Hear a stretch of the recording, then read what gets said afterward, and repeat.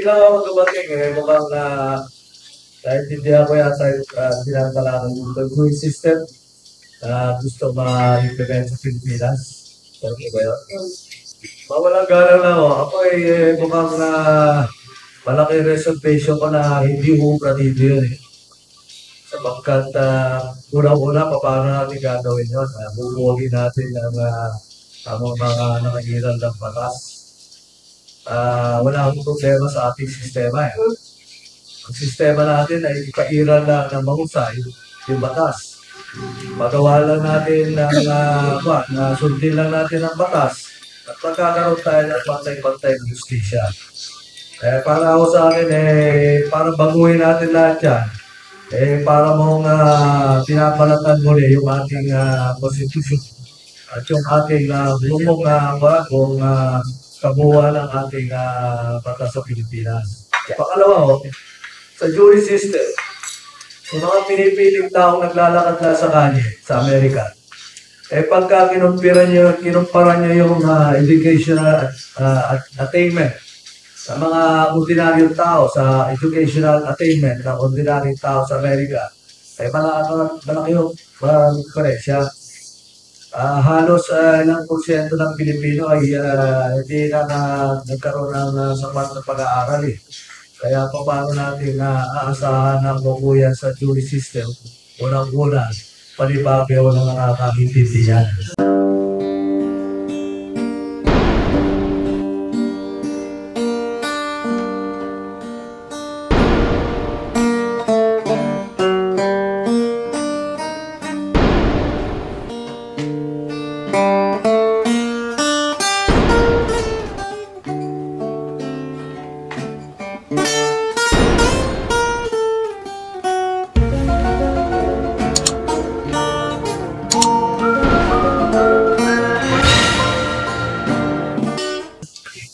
Una ko yung kailangan ng knowledge of the law, pintura siya.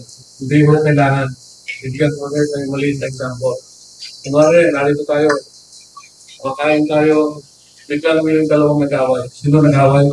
Si Congressman N at saka si Government Clerk X. Nagsuntungan. Okay? Sa ating compression system, pag tinanong nyo, sila madalas kong tanong sa radio program mo doon, sino man nanalo? Wala kang trial, ha? Lahat. Lugan tayo CEO after ng transfer. Congressman M. Siyempre kung nanalo. Wala kang trial. Hindi hinihingi kung ang ebidensya. Okay. Why? Because that is the culture, that is the system that nakikislan natin. Okay. Anong nangyayari sa jury trial? Sa jury trial, hindi mo kailangan ng knowledge of the law. Bakit? Okay. Kung natin maliit na example ng nag-away. Kung sa judge yun, lalo na si Government Clerk X. Sa jury mo, magkakaroon ng trial, pakikinggan ng juror, ano yung mga ebidensya, yung mga testigo, ano ba nagsimulan, sino nagsimula.